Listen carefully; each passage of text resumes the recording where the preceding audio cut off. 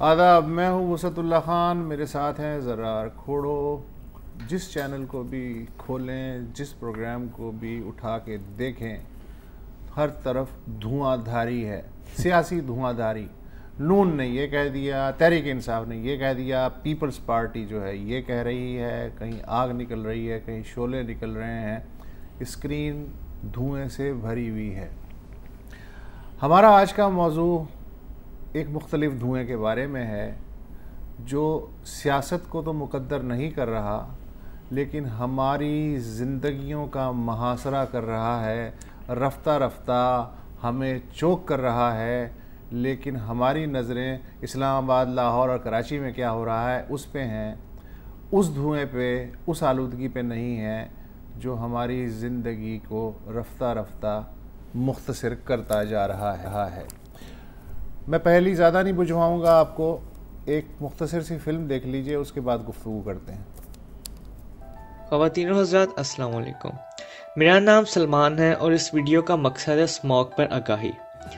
ایک رپورٹ کے مطابق لاہور میں پورے سال میں صرف 2 دن ایسے گزرے ہیں جب ایئر کوالٹی لیول ہیلدی رہا ہو، لیکن ہر سال کی طرح لوگوں کا دھیان اسموگ کی طرف صرف تبھی آتا ہے جب یا وہ نظر آئے یا لوگوں کے گلے خراب ہوں۔ ناظرین، اسموگ ایک ایسی چیز ہے جو کسی بھی سماجی طبقے کا لحاظ نہیں رکھتی۔ وہ ایک آڈی پہ بیٹھے ہوئے شخص کے لیے بھی اتنی ہی خطرناک ثابت ہوتی ہے جتنا ہی ایک پیدل سوار پر۔ بچے، بڑے، بوڑھے، کوئی بھی اسموگ سے بچ نہیں سکتا۔ لاہور ایک رپورٹ کے مطابق دنیا کا سب سے گندا ترین شہر بن چکا ہے ایئر کوالٹی کے لحاظ سے۔ اگر آپ کو میں دکھا سکوں آج کی ایئر کوالٹی لیول، تو لاہور کے آج کی ایئر کوالٹی لیول 407 USAQI آ رہا ہے، جو کہ غازی روڈ کی ریڈنگ ہے۔ اگر آپ ایئر کوالٹی کے چارٹ کو دیکھیں تو یہ سب سے نیچے ہیزرڈس میں آتی ہے، جس کے اندر لوگوں کو باہر نکلنے سے اور کھیلنے کودنے سے سختی سے منع کیا گیا ہے۔ ناظرین، اسموگ کا سب سے زیادہ اثر چھوٹے بچوں کو پڑتا ہے۔ ایک اسٹڈی کے مطابق لاہور کی اسموگ اور ایئر پولوشن کی وجہ سے ایک نئے پیدا ہونے والے بچے کی عمر 60 مہینے تک کم ہو سکتی ہے۔ آپ اندازہ کیجئے، اگر آپ کو کوئی ڈاکٹر یہ بتائے کہ آپ کے بچے کی عمر 5 سال کم ہو گئی ہے تو آپ کیسا محسوس کریں گے؟ ضرورت اس بات کی ہے کہ ہم اسموگ کے مسئلے کو مسئلہ سمجھیں تو صحیح، لوگوں میں آگاہی تو پیدا کریں، حکومت کو پریشرائز کریں کہ رائٹ ٹو لائف صرف زندہ رہنے کا حق نہیں ہے بلکہ صاف اور آلودگی سے پاک ہوا بھی اس کا ایک بہت ضروری حصہ ہے۔ یہ جو آپ ویڈیو دیکھ رہے تھے، یہ ایک عوام جو سوشل آرگنائزیشن ہے ان کے ایک ممبر نے بنائی تھی، اور آج کا موضوع بھی ہمارا یہی ہے کہ اسموگ سے کیا خطرے ہو سکتے ہیں، اس کے بارے میں کیا کیا جا رہا ہے، اور بلکہ اس کے بارے میں کچھ کیا جا بھی سکتا ہے یا نہیں۔ اور اس پر بات کرنے کے لیے آج ہمارے ساتھ موجود ہیں ماحولیاتی وکیل احمد رافع عالم صاحب، جو ہمیں لاہور سے ہی جوائن کر رہے ہیں، اور ملک امین صاحب جو prime minister's adviser on climate change ہیں۔ تو رافع، سب سے پہلے تو میں آپ سے آغاز کروں گا، آج کچھ سانس آ رہا ہے، میں نے سنا ہے کہ لاہور میں کچھ تھوڑی بہت بارش ہوئی ہے، تھوڑی بہت بہتری آئی ہے اسموگ کے لحاظ سے؟ اسموگ تو شکر ہے اب نہیں ہے، بارش ہوئی ہے، لیکن آج بھی جو USAQI ریڈنگ تھی ایئر ویژول مانیٹرز پہ، وہ تقریباً 200 تھی، یعنی کہ twice the limit what it should be, اور جو PM 2.5 لیول تھا وہ تقریباً 200 تھا، تقریباً 100 تھا، sorry, which is about 3 times the legal limit۔ تو اس وقت بھی ہوائی آلودگی تو موجود ہے لاہور میں، مگر وہ اسموگ ہمیں نظر نہیں آ رہی۔ اچھا، اب احمد، آپ ایک انوائرمنٹلسٹ ہیں اور اس طرح کے سارے ایشوز پہ آپ کافی سرگرم رہتے ہیں، اور آپ لاہور کے رہائشی بھی ہیں۔ ہر سال ہم نے دیکھا ہے کہ سچویشن ورسٹ ٹو ورسٹ کی جاتی ہے، اگر میں، اور مجھے پتا ہے کہ یہ بہت بڑا ایشو ہے، کوئی ایک سنگل فیکٹر نہیں ہے، لیکن آپ کی نظر میں اگر ہم مین فیکٹرز پاکستان کے لحاظ سے بات کریں، مین فیکٹرز کیا ہیں جو کنٹریبیوٹ کر رہے ہیں to this overwhelming smog? دیکھیں، نہ ہمارے پاس وہ میٹرز ہیں جن سے ہم یہ کیا کہتے ہیں اسیس کر سکتے ہیں، نہ اسٹڈیز، مگر 2014 میں ایک ورلڈ بینک کی رپورٹ ہے جس میں انہوں نے لاہور کی حد تک، پاکستان کے بارے میں ہم کہہ نہیں سکتے کہ وہ ہمارے پاس ڈیٹا نہیں ہے، لیکن لاہوری کی حد تک جو آلودگی تھی ہوا کے اندر، وہ گاڑیوں کی آلودگی تھی، صنعت کی آلودگی تھی، کنسٹرکشن ڈسٹ، پھر یہ ڈیزل ایمیشنز، اور پھر یہ سیکنڈری ایروسولز، یہ ہماری ہوا کی آلودگی. اب یہ 4 سال پرانی رپورٹ تھی, اس میں مزید تبدیلیاں آ سکتی ہیں, اور یہ بھی یاد رکھیں کہ سال میں 2 دفعے ہم فصلیں بھی جلاتے ہیں تو اس سے بھی ہوائی آلودگی بڑھ سکتی ہے. اچھا, اب Malik Amin sahab, thank you very much for joining us. میں ابھی ایک آپ کی ایک خبر پڑھ رہا تھا, اکتوبر 2018 کی بات ہے, جس میں آپ نے کافی نوٹس لیا تھا کہ جی یہ اسموگ کی سچویشن ہر سال بدتر جاتی رہی ہے, اور آپ نے کچھ میجرز بھی اناؤنس کیے تھے. ایک تو اینٹ کے بھٹوں کے بارے میں آپ نے کیا تھا, تو باقی میجرز کی طرف جانے سے پہلے میں آپ سے پوچھوں گا کہ جو برک کلن کا جو فیکٹر ہے اس پر آپ نے ان سے کافی بات کی تھی, کچھ نئی ٹیکنالوجی انٹروڈیوس کرانے کی بھی باتیں ہوئی تھی, کس سٹیج تک یہ بات پہنچی ہے؟ Zig zag technology. جی بسم اللہ الرحمن الرحیم. جیسا کہ اسموگ کے متعلق مجھے ابھی آواز نہیں آئی جو رافع بات کر رہے تھے, بٹ آئی کین پریزیوم کہ اس میں بہت سارے فیکٹرز جو ہیں وہ بتائے گئے ہوں گے کہ وہ اس اسموگ کا ذریعہ بنتے ہیں. تو ان میں سے ایک فیکٹر جو ہے وہ برک کلز کا ہے, اور ایکچولی جب ہم اس بار گورنمنٹ میں آئے تو ہمارے سے پہلے ایک اسموگ کمیشن بنایا گیا تھا جو کہ جوڈیشل اسموگ کمیشن تھا. تو اس میں دا ریلیونٹ ایکسپرٹس وہ بیٹھ کے انہوں نے کچھ 14 ایسے سٹیپس بتائے ہوئے تھے کہ یہ 14 سٹیپس پہ آپ نے دیور ایکشنیبل پوائنٹس کے ان کے اوپر آپ نے ایکشن لینا ہے.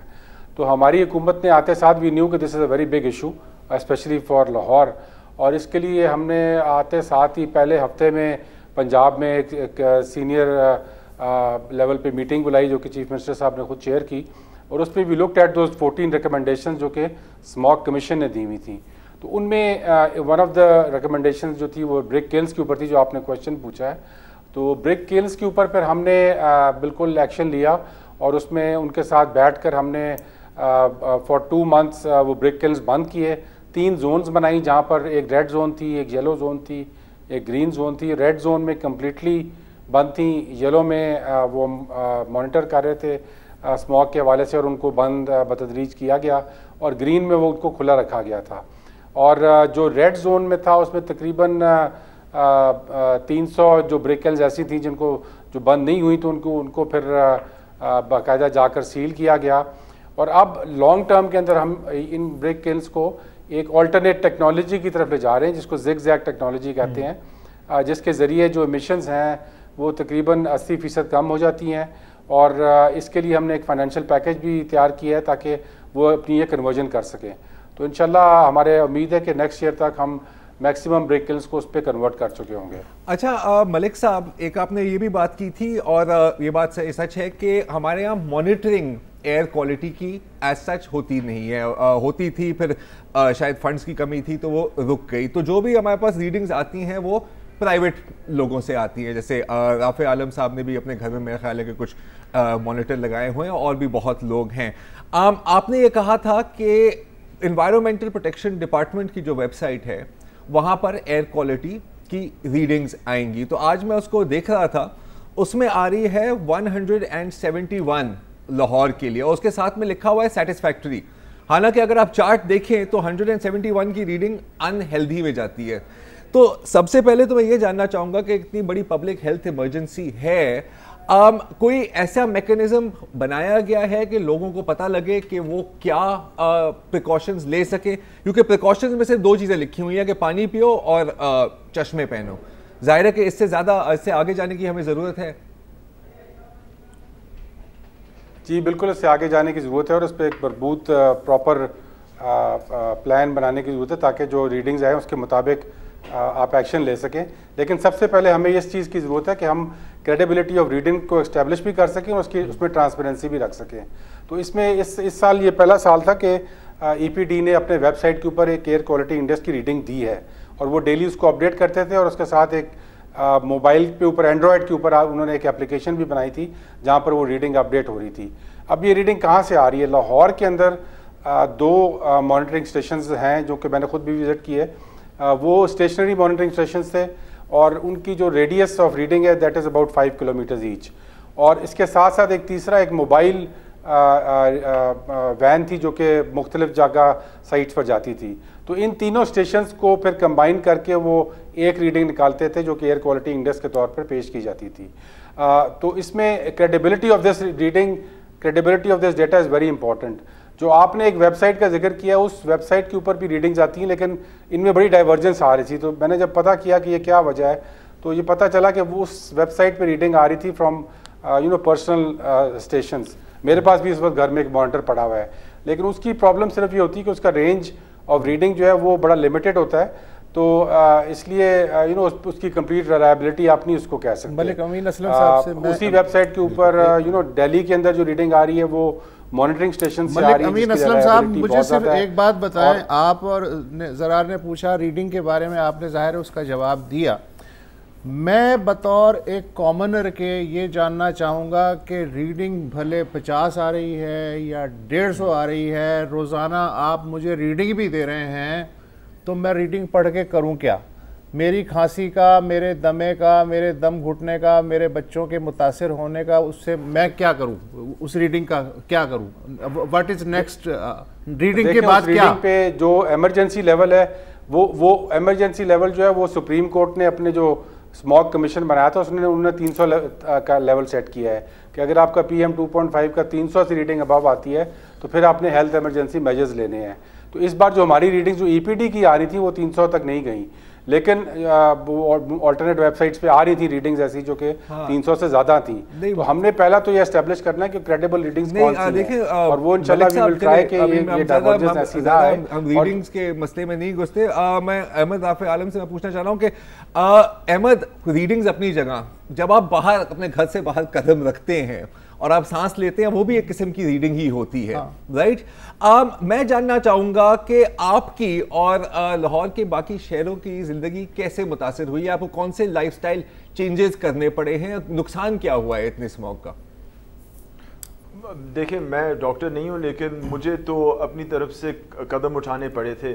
میری ایک نوجوان بیٹی ہے جو کہ یہ ایئر کوالٹی کیا کہتے ہیں ہوائی آلودگی سے کافی ایٹ رسک ہے, تو ہم نے گھر کے شیشے بند کیے ہیں, ان کو سیل کیے ہیں, گھر کے اندر ایئر کوالٹی وہ مشینز لگائی ہیں جو کہ ہوا کو صاف کرتی ہیں, اور خود جب باہر نکلتے ہیں, میں جب AQI 150 سے زیادہ ہوتا ہے, چاہے وہ EPA کی ویب سائٹ, EPD کی ویب سائٹ ہو یا میرا اپنا مانیٹر ہو, تقریباً ایک جیسی ریڈنگ ہی دیتے ہیں شہر کے اندر, تو میں ماسک پہن کے جاتا ہوں because میں رسک نہیں لینا چاہتا کہ میری زندگی 5 سال 7 سال کم پڑے. آج جو EPD کی ریڈنگز تھیں اس سے جو آپ ایکویولنٹ لیں, آپ سمجھیں آپ نے آج کے 3 سگریٹ پیے ہیں, اتنی آلودہ ہوا تھی. اور یہ ہوا صاف ستھری, عام طور پہ ہم سمجھتے ہیں یہ بالکل صاف ستھرا دن تھا, لیکن عام شخص نے 3 سگریٹ پیے ہیں آلودہ ہوا کے. تو یہ تو سمجھیں کہ اسموگ ہوتی ہے تو یہ 10 گنا اس سے بڑھ جاتا ہے. اب اس سے بچنے کے لیے اب جب لوگوں کو پتہ ہے کہ ان کے کھانے میں کسی قسم کا زہر ہے تو وہ نہیں کھائیں گے. اب ہمیں پتہ ہے کہ اس ہوائی آلودگی سے ہماری صحت پہ اثر پڑے گا, تو لوگوں کی ذمہ داری ہے کہ وہ قدم اٹھائیں. اور اگر سرکار نہیں کرنا چاہتی, وہ سمجھتی ہے 300 پہ سوئچ لگائیں گے اور 299 پہ نہیں لگائیں گے, تو کم از کم لوگوں کو یہ اویئرنیس ہونی چاہیے کہ وہ کیا کر سکتے ہیں. اچھا, میں ملک امین اسلم صاحب آپ سے یہ جاننا چاہتا ہوں کہ ٹھیک ہے آپ اینٹوں کے بھٹے بند کر دیں, انہیں نئی ٹیکنالوجی کی طرف لے آئیں, سٹیل مل, آئرن ورکس جو ہیں ان کو جوتے مار لیں, کچرے اور دھان کے بھوسے اور ڈنٹل جو کسان جلاتے ہیں ان پہ جرمانے کر دیں, لیکن سوال یہ ہے کہ جو IPPs یا دوسرے ادارے جو فرنس آئل استعمال کرتے ہیں یا جو کوئلے کے استعمال کی ٹیکنالوجی حکومت خود فروغ دے رہی ہے, تو حکومت ایک طرف تو چھاپے مار رہی ہے, جرمانے کر رہی ہے, قوانین بنا رہی ہے, اور دوسری طرف نادانستگی میں یہ جو بڑے بڑے سو کالڈ پروجیکٹس ہیں ان کی مدد سے خود آلودگی میں اضافہ کر رہی ہے. تو یہ کیا ہے؟ نہیں, بالکل آپ نے یہ صحیح فرمایا کہ یہ جو موڈ آف ڈیولپمنٹ ہے اس کو ہم نے چینج کرنا ہے. یہ موڈ آف ڈیولپمنٹ ہم نے دیکھا ہے کہ یہ ایسا پچھلے 10-15 سال میں چل کے ہمیں ملا ہے, جس کے اندر اس کو میں تو ایک ڈیزاسٹرس موڈ آف ڈیولپمنٹ کہتا ہوں, جس میں آپ کی پورا انحصار جو ہے وہ ایسے سورسز کے اوپر ہے جہاں پر آپ نے جو کہ آلودگی پیدا کرتے ہیں. پھر آپ نے درختوں کو اس شہر سے جو کہ سٹی آف گارڈنز کہا جاتا تھا, اس کا جو گرینری ہے وہ 70% کم کر دی گئی ہے ان دا لاسٹ ڈیکیڈ. اس کے بعد آپ نے ایک کانکریٹ جنگل یہاں پر بنا دیے ہیں شہروں کو, اور وہیکلز کی آپ ایک ان ریگولیٹڈ ایکسپینشن کر رہے ہیں ان کی مانیٹرنگ نہیں ہو رہی.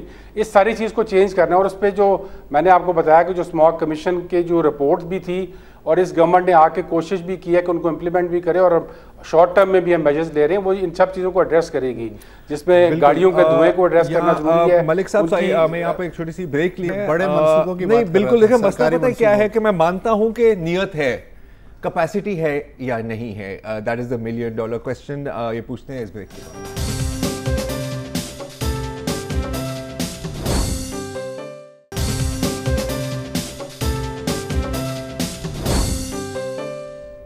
Welcome back. ماحولیاتی آلودگی اور اسموگ, یہ ہمارا اس وقت کا موضوع ہے. احمد رافع عالم ماحولیاتی وکیل اور ملک امین اسلم عمران خان صاحب کے مشیر ماحولیات ہمارے ساتھ موجود ہیں. ملک امین اسلم صاحب, یہ تو جب فیکٹریوں, بھٹوں اور گاڑیوں کی آلودگی کو کم کرنے کی ٹیکنالوجی آسان قسطوں پہ دستیاب ہوگی, اپروچ میں ہوگی, آئے گی, جب دادا مریں گے تب بیل بٹیں گے, یہ تو لانگ ٹرم بات ہے. کم از کم ایک پین کے سٹروک سے یہ تو آپ کر ہی سکتے ہیں کہ جو پیٹرول ہے اس میں سلفر کانٹینٹ کو کم کر دیا جائے. کیا یہ بھی بہت مشکل ہے؟ یہ آپ نے جو پہلی بات کی ہے ایکچولی یہ اتنا کوئی لانگ ٹرم نہیں ہے, اس پہ آلریڈی ہم نے میجرز لیے ہیں. اس بار ہم نے اسٹیل ملز جو ہیں وہ تقریباً 300 جو ہیں وہ کنورٹ کی, جن پہ اسکربرز نہیں لگے ہوئے تھے, اور وہ بھی اسی پین آف سٹروک سے کیا گیا. جو بریک کلنز تھے ان کو بھی کنورٹ کرنے کا پروسیس سٹارٹ کر دیا گیا, اور ہمارے ٹارگیٹ ہے کہ انشاءاللہ نیکسٹ ایئر میں ان کو کنورٹ کر دیا جائے گا, ورنہ ان کو بند رکھا جائے گا. جو آپ نے پیٹرول کی بات کی وہ آئی تھنک وہ بڑا سینٹرل کویشچن ہے کہ جو ہمارے ملک میں یورو 2 کا اسٹینڈرڈ کا پیٹرول بھی آ رہا ہے اور اسی کے مطابق ہمارے انجن بھی بنے ہوئے ہیں اور اس کی ایمیشنز بہت زیادہ ہیں. تو ابھی ہماری کچھ میٹنگز ہوئی ہیں کہ ہم چاہتے ہیں کہ بجائے یہ یورو 2, 3, 4, 6, 7, 8 پہ جانے کے, پاکستان کے پاس اس وقت ایک بہت بڑی اپرچونٹی ہے, اور وہ یہ ہے کہ we can leapfrog into the electric car revolution. اس کے لیے ہم کوشش کر رہے ہیں. کل بھی میں نے ایک پریزنٹیشن یہاں پہ رکھی ہوئی ہے, یہ لمبس یونیورسٹی میں کچھ اسٹوڈنٹس نے اس پہ ریسرچ بھی کی ہوئی ہے, ان کی بھی میں ان سے بھی کر رہے ہیں. جو انٹرنیشنل رینیوبل انرجی ایجنسی کے ہیڈ تھے وہ لاسٹ ویک پاکستان آئے ہوئے تھے, اور ان سے بھی اسی مسئلے پر بات بھی ہوئی, پرائم منسٹر صاحب سے بھی وہ ملے. تو انشاءاللہ ہم کوشش کر رہے ہیں کہ ہم پاکستان کو لیپ فراگ کرا کر ایک ایسی ٹیکنالوجی پہ لے کے جائیں جہاں پر دنیا اب جا رہی ہے. دنیا ان تمام یورو اسٹینڈرڈ سے گزر کے اب اس طرف جا رہی ہے کہ الیکٹرک اسپیشلی پبلک ٹرانسپورٹ کے لیے الیکٹرک وہیکلس کو یوز کیا جائے. اس سلسلے میں ہم نے کراچی میں اسپیشلی ایک جو وہاں پہ لیٹسٹ میٹرو سسٹم جو کہ گرین کلائمیٹ فنڈ نے اس کو منظور کیا ہے, that is a zero emissions metro system. وہ کراچی کی جو کیٹل ویسٹ ہے اس کو بایو گیس میں کنورٹ کر کے اس سے 200 بسیں چلائے گا. تو وی آر ٹرائنگ کہ انشاءاللہ اس کو ایک ہم جس طرح کہ میں نے بتایا کہ ٹیکنالوجیکل لیپ فراگ کر کے جائیں, کیونکہ یہ ایک بڑا بیسک ایشو ہے کہ ہم نے جو اپنی گاڑیوں کا دھواں ہے اس کو کم کرنا ہے, اور اس کے لیے یہ صرف گورنمنٹ نہیں کر سکتی, یہ ہم نے انڈیویجول لیول پہ بھی یہ ڈیسیجنز کرنے ہیں کہ کیا لاہور میں جہاں پر سانس ہمیں باہر نہیں آ رہا ہم نے ضرور اپنی گاڑی استعمال کرنی ہے. اگر 4 شخص ہیں تو کیا ان 4 شخصوں نے اپنی اپنی گاڑیوں پہ نکلنا ہے یا وہ گاڑی کو پول کر کے استعمال کر سکتے ہیں. تو یہ بیہیویئر چینج بھی اس میں ریکوائرڈ ہے, کیونکہ گورنمنٹ الون کی ناٹ ڈو دس. اس میں آپ کو تمام کمیونٹی کو ساتھ ملنا ہوگا تاکہ اس مسئلے کو حل کیا جا سکے. اچھا, بالکل صحیح بات کی آپ نے ملک صاحب. احمد آپ سے میرے 2 سوال ہیں. پہلا سوال تو یہ ہے کہ ظاہر ہے کہ آپ نے بہت سالوں سے آپ انوائرمنٹل ایشوز کو ٹیک اپ کر رہے ہیں, چاہے یہ حکومت ہو یا پچھلی حکومت ہو یا اس سے پچھلی حکومت. جب آپ اس طرح کی چیزیں لے جاتے ہیں حکومت کے پاس, کسی بھی ڈپارٹمنٹ کے پاس, کیا رسپانس ملتا ہے آپ کو؟ آپ کو کیا لگتا ہے کہ یار نیت ہے لیکن وسائل نہیں ہے, یا نیت بھی نہیں ہے اور وسائل بھی نہیں ہے؟ مجھے تو سیدھا سادہ کہہ دیا جاتا ہے کہ جی یہاں تو لوگ روزی روٹی کے لیے مر رہے ہوتے ہیں, آپ تو درختوں کے پیچھے چڑھ رہے ہیں. لیکن مجھے آج تک نہ کوئی مدر نہ کوئی ماں باپ ملے ہیں جو چاہتے ہیں کہ ایک اوور پاس انہیں ملے اور ان کی بچوں کی صحت نہ ہو. یہ جو آلودگی کا مسئلہ ہے یہ لاہور کا مسئلہ نہیں ہے جی, یہ پنجاب کا نہیں ہے, یہ پورے پاکستان کا ہے. ہماری جو ہوائی آلودگی ہے وہ ہماری گاڑیوں کے اندر, اور پھر ہماری جو انرجی سورسز ہیں جو ہم نے فرنس آئل کے پلانٹ لگائے ہوئے اور کوئلے کے پلانٹ لگائے ہوئے ہیں ان میں سے निकलती है, हाँ फसलों में से भी निकलती है, हाँ स्टील मिल से भी निकलती है, मगर सीमेंट प्लांट से भी निकलती है। सीमेंट प्लांट के पीछे कोई नहीं भागता बिकॉज वो अमीर लोग हैं। मगर ये देखें, हमें अपनी ऑयल पॉलिसी चेंज करनी पड़ेगी। ये जो हाई सल्फर कंटेंट ऑयल आ रहा है, इसके पीछे जो हमें ट्रांसफॉर्मेटिव एनर्जी ट्रांसफॉर्मेशन करनी पड़ेगी पाकिस्तान के अंदर। अब उस तरह लेवल की जो पॉलिसी है वो मुझे इस वक्त सामने नहीं नज़र आ रही। इलेक्ट्रिक कार्स बहुत अच्छा आइडिया है, लेकिन उनकी जेस्टेशन पीरियड अगले 15-20 साल होंगी, और उन गाड़ियों की बिजली कहाँ से आएगी? अगर हम कोयले से उन गाड़ियों को बिजली दे रहे हैं तो फिर हम कोई आगे कदम नहीं उठा रहे। हमें एक इंटीग्रेटेड तौर पे आगे जाना है, हमें अपने मसलों को साइलोज में नहीं सोचना। और हाँ, एक और आखिरी चीज़, ये पाकिस्तान का भी मसला नहीं है, ये एक बैनुल-अक़वामी मसला है, एक रीजनल मसला है, और हमें अपने साथ मुल्क हिंदुस्तान के साथ भी राब्ता करना होगा और उनके साथ काम करना होगा।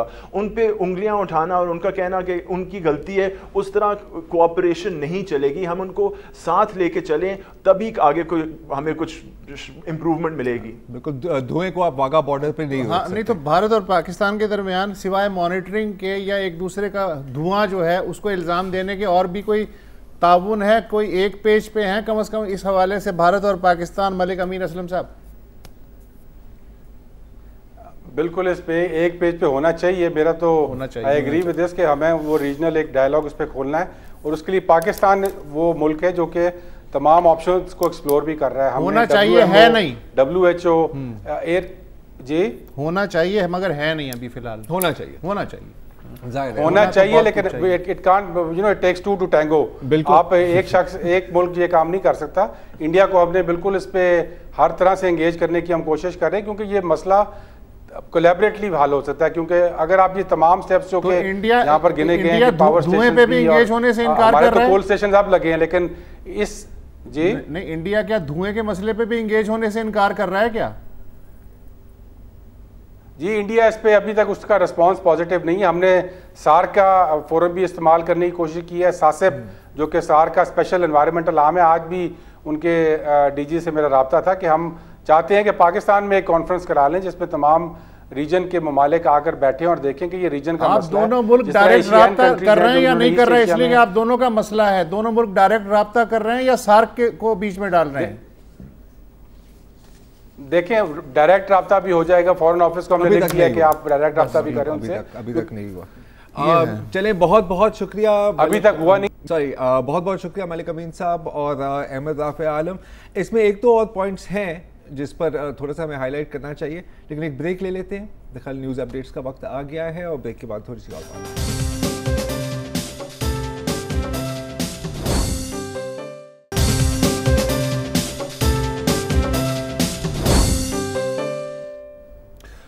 Welcome back.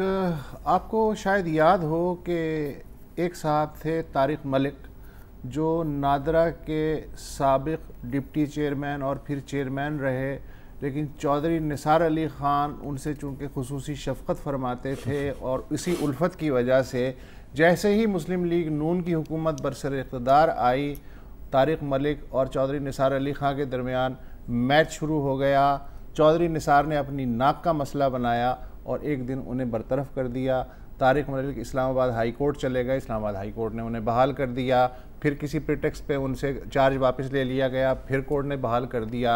ये बैडमिंटन चलती रही और बिलाखिर जनवरी 2014 में तारिक मलिक ने नादरा के चेयरमैनशिप से इस्तीफ़ा दिया और मुल्क से चले गए।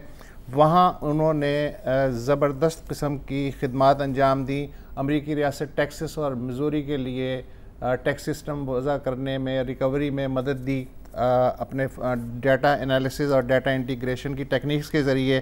फिर रशियन फेडरल टैक्स सिस्टम को रिफॉर्म करने में मदद दी। इस वक्त वो UNDP United nation development programme के चीफ टेक्निकल एडवाइज़र हैं। बड़ी बात। और इमरान खान जो हैं, जब इन्हें यहाँ बरतरफ करने की कोशिश की जा रही थी तो काफ़ी नाराज़ थे, और पार्लियामेंट में उन्होंने नाम लेके कहा कि तारिक मलिक जैसे जो अफसर हैं वो इस मुल्क के हुक्मरानों की आंखों में खटकते रहेंगे, इसलिए कि वो अपना काम जानते हैं और वो इस मुल्क को रिफॉर्म करना चाहते हैं। और ये इतनी बड़ी बात क्यों इसलिए भी है क्योंकि इमरान खान साहब कितनी दफ़ा पार्लियामेंट गए। जी, लेकिन इमरान खान साहब चूँकि इस वक्त वज़ीर दाखिला भी हैं, उनके होते हुए तारिक मलिक साहब 5 साल बाद वालदा की कब्र पे हाज़िरी देने के लिए शायद आना चाह रहे थे यहाँ, तो पता ये चला उनको کہ ECL میں ان کا نام ڈال دیا گیا ہے. یہ کہانی دلچسپ بھی ہے, عجیب بھی ہے, افسوسناک بھی ہے. Tariq Malik sahab, thank you so much for joining us. ذرا کہانی سنائیے, یہ ہوا کیا آپ کے ساتھ؟ تھینک یو وسعت. پرانے پاکستان کی پرانی باتیں آپ نے دہرا دیں. اس پرانے پاکستان میں ہم نئے پاکستان کا خواب دیکھتے تھے. نئے پاکستان میں آیا ہوں تو دیکھا کہ یہ تو برٹش راج والا پرانا پاکستان لگا مجھے. برٹش راج میں ایک گیزٹ نوٹیفیکیشن ہوا تھا کہ بھئی ان لوگوں کو کیسے سنبھالا جائے جو سر اٹھاتے ہیں, جو انسینٹیوائز بھی نہیں ہوتے. تو انہوں نے کہا کہ بھئی ان کے لیے کوئی نہ کوئی ان پہ کیس بنا دیا جائے کیٹل تھیفٹ کا. تو وہاں سے کیٹل تھیفٹ کی میتھڈالوجی نکلی جو فل ان فورس امپلیمنٹیشن میں ہے. بیوروکریسی یہاں کی اس کو لیٹر اینڈ اسپرٹ میں امپلیمنٹ کر رہی ہے. میں نے جب پروگرام بنایا پاکستان آنے کا تو والد صاحب کی طبیعت ٹھیک نہیں تھی, تو میں نے ویزے کے لیے اپلائی کیا کیونکہ پاسپورٹ ایکسپائر تھا. پتہ چلا نائکاپ بھی میرا ایکسپائر ہے. 121 ملین لوگوں کے نائکاپ بنائے, تو نائکاپ رینیو کرانے گیا تو پتہ چلا کہ وہ بلاک ہے. پھر پتہ چلا کہ وہ اس لیے بلاک ہے کہ میرا نام BL پہ ہے. میں نے پوچھا BL پہ کیوں ہے, تو انہوں نے کہا کہ بھئی آپ جو ہے آپ پہ کوئی پرانا پرچہ, جب آپ گزرے وقتوں میں کبھی پاکستان کا پاسپورٹ اپلائی کیا تھا تو آپ نے دوہری شہریت نہیں بتائی تھی. تو اس بات کا سننا تھا. تو میں نے کہا کہ والد صاحب کی خیریت تو ایک طرف, میں جاؤں پہلے اس مقدمے کو لڑوں. اب اس مقدمے میں اگر جرم ثابت ہو بھی جاتا ہے جس سے میں انکاری ہوں تو 2000 روپے کا جرمانہ ہے. اور میں آیا ہوں اور کورٹ آف لاء میں نے اس کو چیلنج کیا ہے. لیکن حکومت نے, تحریک انصاف نے کی حکومت نے میرا نام جو ہے ECL پہ ڈال دیا ہے کہ شاید اس وجہ سے کہ وہ 2000 روپے دیے بغیر میں کہیں چلا نہ جاؤں. تو یہ ہے کہانی مختصر. اور نہ مجھے کوئی نوٹس ملا پہلے مقدمے کا, نہ مجھے BL کا نوٹس ملا, نہ مجھے آج جب میں پاکستان میں مقدمہ لڑنے آیا ہوں تو ECL میں ڈالنے کا کوئی نوٹس ملا ہے. مجھے اپنے ذرائع سے پتہ چلا ہے. ابھی تک جو طریقہ کار سپریم کورٹ نے کہا تھا, وضع کیا تھا ECL پہ ڈالنے کا, وہ ایگزیکیوٹ نہیں کیا گیا اور میرا نام ڈال دیا گیا ہے. خان صاحب کی حکومت نے کہا کہ یہ صاحب اب باہر چلے گئے ہیں, اس کو تو پکڑ لیں, یہ ایسے تو مانیں گے نہیں, لہٰذا ECL میں نام ڈال دیں اور ان سے کہیں اچھا بھئی بتاؤ وہ لسٹ کہاں ہے, ہمیں $3.5 بلین جمع کرنے. Am I right sir? ہو سکتا ہے, I don't know about it, لیکن مجھے فارمولا پتا ہے. میرے پاس کوئی لسٹ نہیں تھی. ڈیٹا انالیٹکس کا ایک سکورنگ ماڈلز ہم نے بنایا تھا جو ہم نے یوز کیا رشیا میں بھی, اور جیسے آپ نے بتایا ڈفرینٹ سٹیٹس میں. تو وہ نہ صرف یہ بتاتا ہے, اسی ماڈل کو ریورس کریں تو وہ پورسٹ آف پور کا بھی بتاتا ہے, جس سے کہ بے نظیر انکم سپورٹ پروگرام بھی شروع کیا. تو اگر آپ نے فلاحی مملکت بنانی ہے تو tax the rich provide the subsidy to the poor. تو اس کے لیے یہ ہے کہ آپ کو غریبوں کا بھی پتہ ہونا چاہیے, امیروں کا بھی پتہ ہونا چاہیے, اور مڈل کلاس کا بھی پتہ ہونا چاہیے کہ وہ مڈل کلاس جو ہے بڑھ رہی ہے یا کم ہو رہی ہے. تو I think technology, system, data analytics, that is the power. Data is an asset. So data آپ اپلائی کریں گے ڈیٹا انالیٹکس تو تبھی آپ کو پتہ چلے گا, otherwise you are shooting in the dark. دیکھیں نا, in order to do more than پرانا Pakistan, if you want to do more in new Pakistan, you need to know more. How would you know more unless you don't have data or data analytics model. بالکل. دیکھیں سر, آپ کی یہی باتیں ہیں جو پھر حکومت کو مجبور کر دیتی ہیں کہ آپ کو نہیں جاتی. آپ کہتے ہیں نا, you're digging your own grave, signing your own ECL. اچھا, FBR نے ان سے لینے سے کیوں انکار کیا, یہ بھی ایک کہانی ہے. وقفے کے بعد ذرا سننا. بالکل سننا چاہوں گا میں.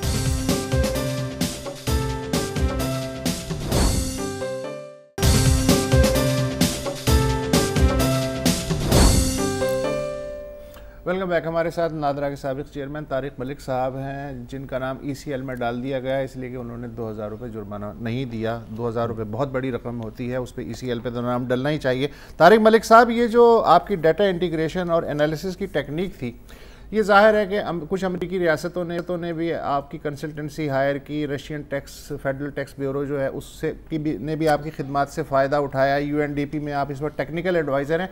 FBR کو بھی آپ نے یہ آفر کیا تھا, لیکن آپ کی ٹیکنیک میں ایسی کیا خرابی تھی کہ FBR نے کہا نہیں جی ہمیں نہیں چاہیے, تھینک یو سو مچ؟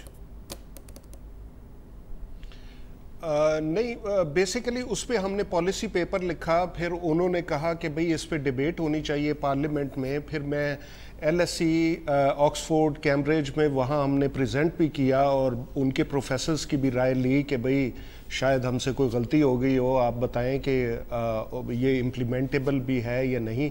تو وہ ڈیبیٹ میں ہم نے کافی ٹائم گزارا. پھر اس کے بعد ان کی کچھ آبجیکشن تھی, انہوں نے کہا کچھ سیمپل ڈیٹا دے دیں اور ہم جا کے پتہ کرتے ہیں. تو میں نے ان کو چیلنج کیا کہ یہ کچھ ڈیٹا آپ لے لیں اور اس کو ٹیسٹ کریں کہ واقعی یہ کیسز ہیں یا نہیں. تو اس میں ایک دو کیسز انہوں نے بتایا کہ یہ دیکھیں یہ فلاں آدمی, تو اب کسی کی پرائیویسی ہے میں کیا بتاؤں, کوئی لیٹس سے ڈاکٹر تھا تو اس نے, وہ تو بڑا فلاحی کام کرتا ہے اور اس نے ٹیکس بھی دیتا ہے. تو میں نے کہا کہ بھئی ٹیکس تو NTN اس کا ہمارے پاس نمبر نہیں ہے. پھر انہوں نے کنفرم کیا کہ ہاں نمبر نہیں ہے, لیکن یہ ہے کہ یہ ڈاکٹر بڑا اچھا ہے اور اس کی اتنی انکم ہی نہیں ہے کہ وہ ٹیکس دے. تو میں نے کہا کہ بھئی وہ تو محالی اس وقت کرکٹ سیریز چل رہی تھی, تو یہ تو فریکوینٹلی میچ دیکھنے جا رہے ہیں اور ان کا پاسپورٹ ایکسپائر ہو رہا ہے بیفور جو اس کی ایکسپائری ڈیٹ ہے اور وہ رینیو کرا رہے ہیں. تو پھر پتہ چلا کہ بھئی نہیں واقعی وہ ٹیکس دینے کے قابل ہیں. تو ایسے کچھ کیسز کو ٹیسٹ بھی کیا گیا. لیکن پھر the basic bottom line is that the rich is very well protected in this country. So کوئی بھی وہ جرت نہیں کر سکتا, پھر وہ ہزار بہانے ہیں نہ ٹیکس کلیکٹ کرنے کے. اچھا, ہم تھوڑا سا موضوع سے ہٹ گئے ہیں. مجھے ایک چیز ابھی تک سمجھ نہیں آ رہی طارق صاحب, اور وہ یہ ہے کہ ECL پہ آپ کو کیوں ڈالا. وہ تو ظاہر ہے کہ 2000 روپے کی بات ہے, کوئی مذاق نہیں ہے یار 2000 روپے. آپ کو کیسے پتا لگا کہ آپ ECL پر ہیں؟ دیکھیں, پہلے انہوں نے مجھے بلیک لسٹ کیا کہ یہ ملک میں آ نہ سکیں. میرے خیال میں وہ اس زمانے میں انہوں نے کیا, میری ایبسینشیا میں کیا تھا کہ وہ آپ کو یاد ہوگا جوڈیشل کمیشن بھی بنا تھا اور کہیں یہ آ کے سٹیٹمنٹ نہ دے دیں یا کیا. میرا اپنا یہ انالیسز ہے, ورنہ تو کوئی وجہ نہیں تھی کہ وہ کیس ایسا بنتا کہ انہوں نے دوہری شہریت چھپائی ہے پاسپورٹ بناتے ہوئے. پاسپورٹ ایکٹ کی وائلیشن تھی. تو BL میں ڈال دیا, نوٹسز ملے نہیں. جب میں آیا اور میں نے کہا اب تو میں آ گیا ہوں, تو اب میں کورٹ میں بھی ہے کورٹ, تو اب تو BL سے نکلنا چاہیے. تو میں گیا منسٹری اور میں نے کہا BL سے نام نکال دیا ہے کیونکہ میری انٹرنیشنل اوبلیگیشنز ہیں, میں UNDP کا چیف ٹیکنیکل ایڈوائزر ہوں. سو ابھی بھی مجھے لنڈن جانا تھا ایک میٹنگ میں. تو انہوں نے کہا کہ ہاں جی نکال دیا ہے. میں بڑا خوش ہوا, چائے وغیرہ پی, اور اس کے بعد میں نے کہا کہ آج کل لوگ بڑے ECL پہ ڈال رہے ہیں. تو انہوں نے کہا کہ لیٹس چیک کہ بھئی آپ کا نام ECL نہیں ہے. تو ان کو بھی نہیں پتا تھا کہ انہوں نے ڈالا ہے, تو انہوں نے ڈال دیا تھا. تو انہوں نے مجھے کنفرم کیا کہ ایسا ہی ہے کہ ڈال دیا ہے نام. تو میں نے کہا مجھے کوئی نوٹس, کیونکہ سپریم کورٹ کا ایک سیٹ پروسیجر ہے جو انہوں نے دیا ہے ان کو کہ بھئی, اور میرے خیال میں رضا ربانی کی بھی یہ پروپوزل تھی کہ جس بندے کا نام ڈال رہے ہیں اس کو بتائیں اور اس کو ریزن بھی بتائیں اس کا کہ کیوں ڈال رہے ہیں. تو وہ تو ابھی تک میں اس کا ویٹ کر رہا ہوں. تو بہت خوب, مطلب آپ وہاں بیٹھے ہوئے ہیں, آپ آرام سے بیٹھے ہوئے ہیں کہ یار بلیک لسٹ سے ہٹا دیا ہے, ECL تو چیک کرو. انہوں نے کہا سر اب سوری, لیکن وزیر داخلہ تو عمران خان ہے. وزیر داخلہ عمران خان, اور وہ بھی ہے. ہو سکتا ہے کہ ان کے علم میں نہ ہو. آمین, آخرکار بہت مصروفیات ہوتی ہیں. وہ سر وزیر اعظم ہے یار, کوئی مطلب مذاق نہیں. وزیر داخلہ ہے نا, اس وزیر داخلہ بھی ہے. ہاں, اس پوائنٹ آف ویو سے وزیر داخلہ سے آپ کوئی کہنا چاہیں گے اس وقت؟ نہیں, بس میں یہ ہو سکتا ہے صحیح ڈالا ہو بھائی, مجھے تو نہیں پتا. تو آپ وہ مجھے بتا دیں ریزن کہ کس وجہ سے ڈالا ہے. میری تو یہی ریکویسٹ ہے. سر 2000 روپے دے دیں نا. کورٹ کے سٹینڈرڈ آرڈرز آتے ہیں, ان پہ کورٹ کی وجہ سے ڈالا ہے, کس کی وجہ سے ڈالا ہے, یہ مجھے پتا چلنا چاہیے. کیونکہ کورٹ بھی جو ہے وہ یہ ڈائریکشن نہیں دیتی کہ اس کا ECL میں ڈال دیں. وہ یہ کہتے ہیں کہ گورنمنٹ may consider. तो ये तो अभी सुप्रीम कोर्ट ने भी इनको डायरेक्शन दी है कि अपना माइंड यूज करें। तो अगर तहरीक इंसाफ आउटसोर्स इंसाफ को कोर्ट पे कर देगी तो फिर तो अब मतलब मैं दोबारा कोर्ट में पिटीशन डालूं कि ये पूछने के लिए कि ये हुकूमत ने क्यों डाला है मेरा नाम, तो ये तो हम पिटीशन ही खेलते रहेंगे। अच्छा, कोर्ट ने इनसे ये कहा है कि माइंड यूज करें? नहीं, मतलब एक उनकी जनरल डायरेक्शन थी ना, अभी जो ECL पे लोग डाले थे तो उन्होंने तो सर आप 2000 रुपए दे देना। नहीं, 2000 रुपए बचाने के लिए मैंने लाखों के वकील किए। I don't want conviction because I am not guilty, you know, I want to expose them कि भाई क्या वजह है कि ये केस बना है मेरे पे, जिसके कोई कंप्लेनेंट तो होगा, मुझे नोटिसेस दिए होंगे। तो वो मैंने FIA की डिटेल इंक्वायरी ज्वाइन कर ली है, उन्होंने भी मेरी इंक्वायरी कर ली है, तो अब कोर्ट में रिजॉल्व होगा। लेट्स सी, अभी सब जुडिस मैटर है। चले वो उसके केस की बजाय मैं ये बात करना चाहता हूँ कि मुझे ये बताया जाए कि ECL में क्यों नाम डाला। बिल्कुल जायज सवाल है। वो तो गवर्नमेंट का एडिटिव मैयर है ना, जैसे बिल्कुल जरार कहता है एडमिनिस्ट्रेटिव मेयर है। बिल्कुल बिल्कुल एडमिनिस्ट्रेटिव मेयर है। Well, best of luck Tariq साहब। अब पता है क्यों पहले हिस्से में हम बात कर रहे थे ना कि जी एक बहुत ओवरऑल कॉम्प्रिहेंसिव कोऑर्डिनेटेड प्लान चाहिए होता है, लेकिन फिर जब इस तरह की छोटी छोटी चीज़ें हम देखते हैं ना, कहते हैं कि यार शायद पता नहीं क्यों ऐसे लग रहा है कि ये मुमकिन नहीं होगा। बहरहाल तो अब वो मुझे क्यों निकाला, तो आउटडेटेड हो गया। अब है कि मेरा नाम ECL में क्यों डाला? हाँ, मुझे निकलने दो। ये कर लेते हैं जी। चले आज के लिए इतना ही जी, अब कल मुलाकात होगी। अस्सलाम वालेकुम। अगर आपको हमारे शो पसंद आया है तो प्लीज़ हमारे YouTube चैनल को सब्सक्राइब करें, और अगर मुनासिब समझे तो इस वीडियो को लाइक भी कर लें, तो कोई हर्ज नहीं है, और शेयर भी कर लें और कमेंट भी कर दें, वरना वो सब ऐसे ही लिखते रहेंगे। और ये जो दोनों कह रहे हैं ये कर लें जी प्लीज़, नहीं तो हमें भी घर जाना है, मैं आपके कंप्यूटर में नहीं रहना 24 घंटे। सही बात।